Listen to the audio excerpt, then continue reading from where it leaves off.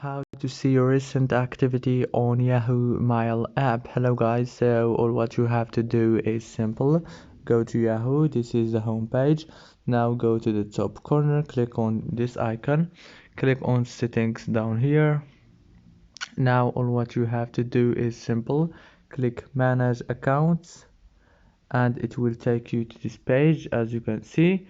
Now click on account info here down to your name and click here on recent activity down here, the last option, and you will be able to see your recent activity on Yahoo Mail app. It's so easy and fast. If this video was helpful, please don't forget to like and subscribe, and thank you for watching this video until the end. See you in the next video.